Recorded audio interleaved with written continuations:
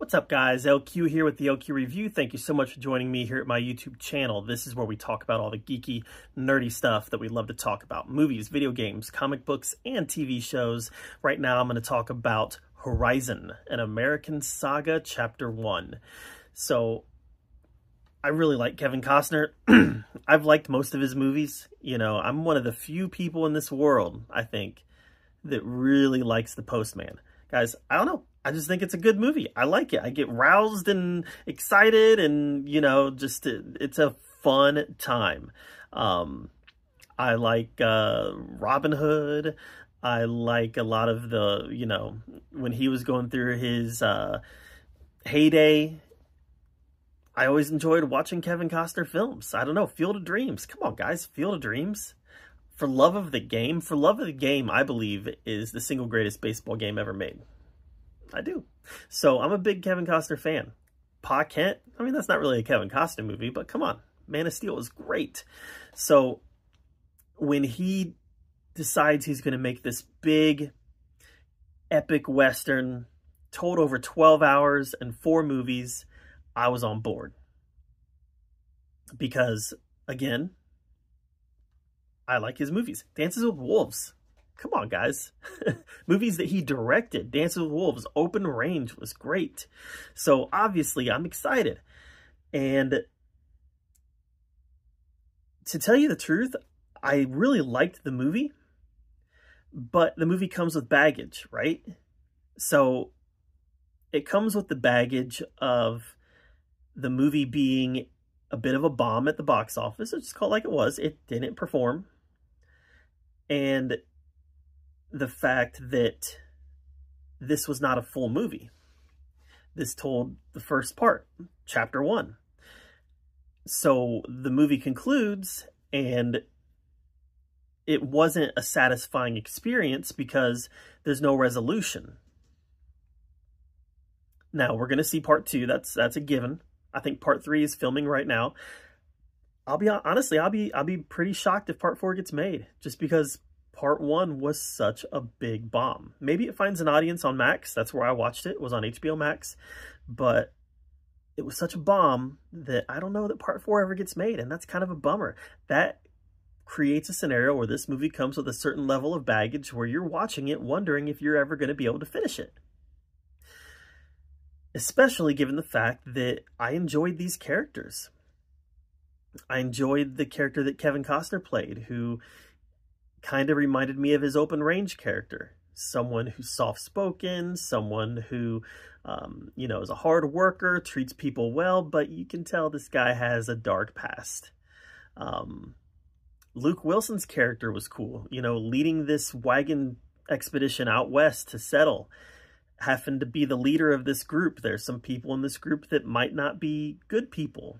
There's some people in this group who might not know how to work hard and might need some hard lessons on how to do that. You know, there's a lot of really good characters. The Native Americans were portrayed in this movie. The Native Americans that were portrayed in this movie were portrayed in a very understandable and relatable manner. You know, you've got the chief who wants peace. You've got the young, brash warrior who wants to get these white people out of their territory, out of their land. So you got all these different storylines. The outlaws, you know, that there's some outlaws in this movie that are working with a kid who lost his family to a Native American attack. And these outlaws are out there literally murdering people and teaching this kid how to murder. So, I mean, there's a lot of really interesting stories, and I want to see how they are finished. I'm just not sure if we're going to ever see how they're finished. But that doesn't take away the fact that this chapter 1 was engaging. It was interesting as a history major, you know, someone who has a degree in American history. I thought this was great. I was eating it up. I do know that some people had reservations about a scene early in the movie about basically what took place here was a group of Native Americans ambush and slaughter a settlement of white people. And a lot of people had reservations about how that was portrayed, how it portrayed the Native Americans. And yeah, I mean, it portrayed them poorly. But guess what? Those things happened. Those things happened. And I think it's fair to make a movie that accurately depicts how things happened. You know, the movie also depicts a group of white people who go in and slaughter and ambush and slaughter a group of Native Americans. Those things happened too. They did. You know, there wasn't a lot of innocence on, you know, on the range back then. There was a lot of very savage human instincts that came into play. And that was true for the white people, and that was true for the Native Americans as well. You know, there was a lot of hard decisions that were being made, and a lot of decisions to kill people that were being made that was based on self-preservation, or the perception of self-preservation.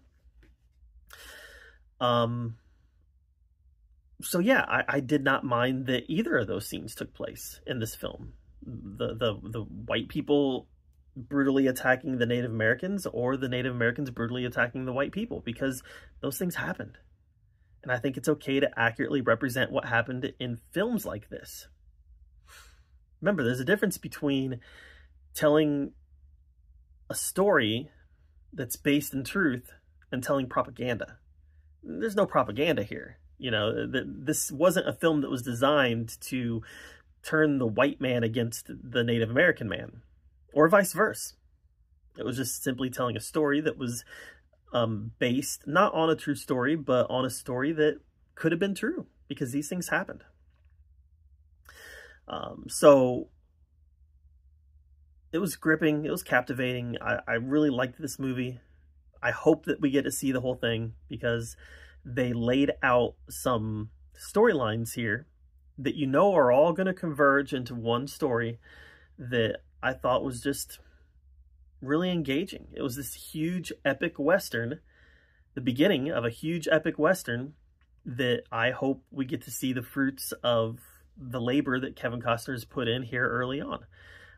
Because it just told a really, really good story about Horizon, this town on an Apache River crossing that may or may not eventually come to pass. So that's my take on Horizon Chapter 1. What did you think of it? Let me know in the comments below. While you're down there commenting, subscribe to my channel. And until next time, we'll see you guys later.